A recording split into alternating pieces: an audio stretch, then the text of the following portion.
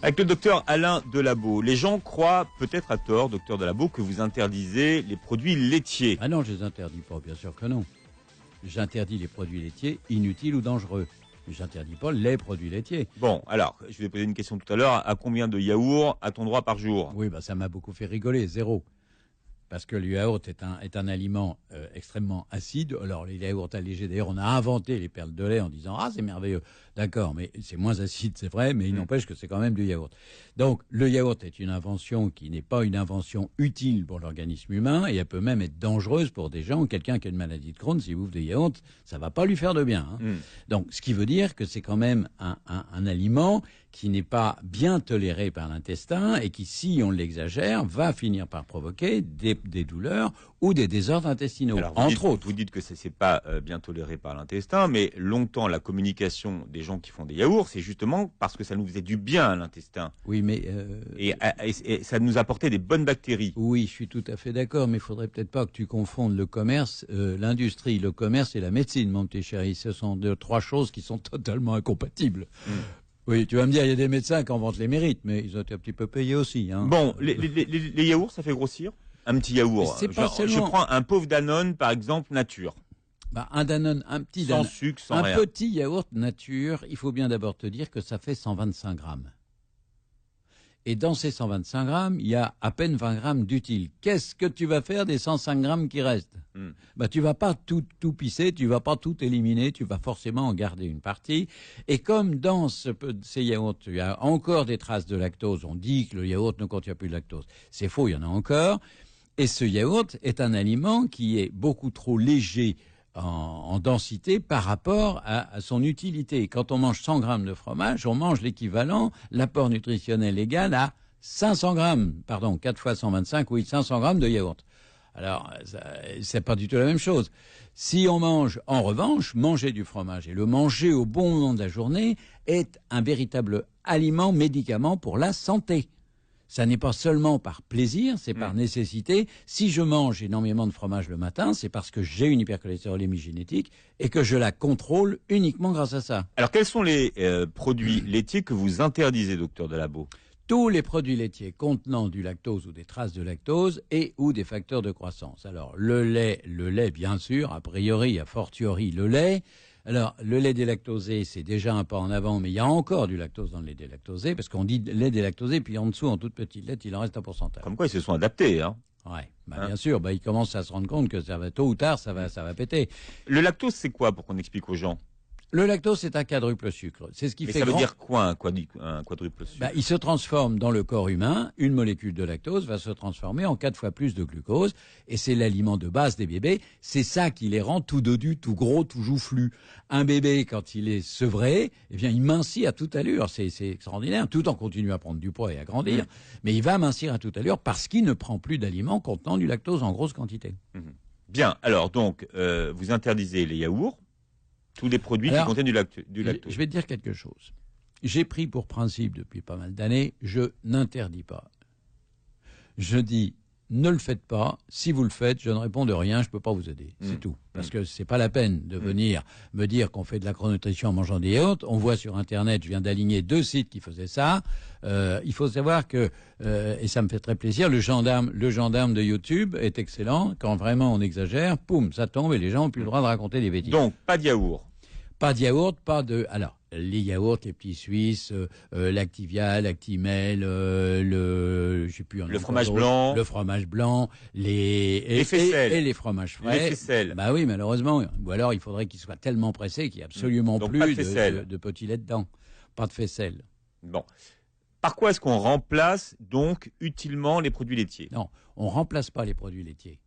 On a des produits laitiers qui sont utiles, d'autres qui ne le sont pas, et on ne peut pas remplacer les produits laitiers utiles, docteur Delabo. On garde le fromage, on garde la crème et on garde le beurre. Mais le beurre, c'est plutôt pour le plaisir, parce que ça n'est pas un aliment parfait, loin de là, puisque ça contient de l'acide butyrique.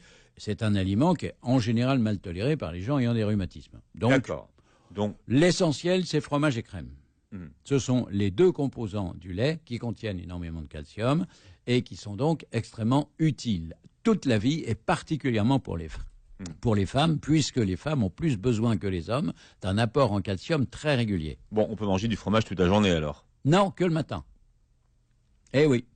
On peut manger de la crème à la rigueur, midi, et éventuellement dans une sauce un petit peu le soir, parce que la crème, on va l'utiliser de façon raisonnable, sauf évidemment certaines gens qui croient qu'il faut mettre un pot de crème entier dans des haricots, auquel cas c'est un peu la catastrophe. Mais en général, l'essentiel, c'est d'utiliser le fromage pour la santé et le bien-être, puisque c'est quand même très très bon de manger du fromage, c'est délicieux. Il y a des centaines de fromages en France qui sont excellents. Faites-vous plaisir avec tous les fromages que vous voulez. Attention, il y a quand même des restrictions. Si vous avez de l'hypertension, certains fromages sont beaucoup plus salés que d'autres. Il faut les éviter si vous avez de l'hypertension.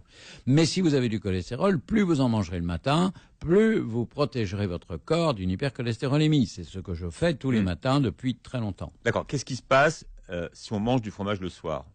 Eh bien, on augmente le cholestérol au lieu de le diminuer et on gêne la digestion. Mais pourquoi on l'augmente le soir et pas le matin? C'est ça qu'il faut expliquer. Pourquoi on l'augmente le soir et pas le matin? Pourquoi si on mange du fromage le soir, on augmente son cholestérol et pas le matin? Parce que le matin, le fromage a cette vertu particulière que le professeur Rapin a découvert.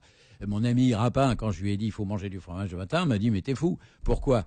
Et puis, je lui ai dit, vérifie, et il s'est aperçu qu'en fait, il y a un enzyme extrêmement efficace, la HMG coenzyme réductase, que fabrique le corps s'il n'a pas à sa disposition dans l'heure du lever suffisamment de corps gras saturés, et c'est le fromage qui les amène. D'accord. Donc, c'est pour ça que le matin, manger du fromage ne fait pas monter le taux de cholestérol. Non, il fait baisser. C'est ça qu'il faut comprendre. Il fait baisser. Donc, on ne peut pas le manger. Est-ce que l'heure est importante ou c'est simplement... Le moment est important.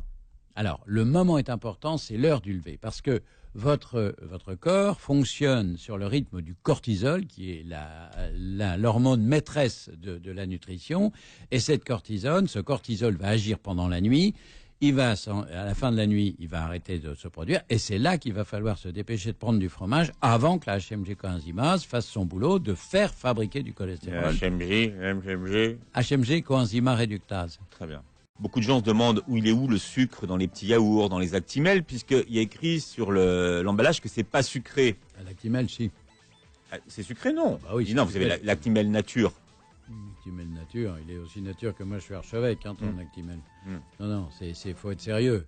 Ce sont des aliments, alors la plupart, en plus, ce sont des aliments qu'on va sucrer, pour ainsi dire. Oui. Ce sont des aliments qu'on propose avec des sucres à l'intérieur. C'est une catastrophe intellectuelle. Médicalement, ça me fait hurler parce que c'est pas comme ça qu'on doit manger. On ne mange pas des aliments associant du gras, du lait et des fruits. À digérer, c'est une catastrophe. On peut pas équilibrer le corps. Alors, certaines gens me disent, mais je prends des yaourts, je prends ci, je prends ça, ça va bien. Oui, d'accord. Mais en général, si on interroge sérieusement ces gens-là, ce sont des gens qui sont soit très actifs, voire même hyperactifs, soit actifs et sportifs. Quand j'ai fait du sport, ne sachant pas du tout, à l'époque, j'étais jeune étudiant en médecine, je faisais du sport à un excellent niveau, puisque je faisais 2 heures de judo tous les soirs.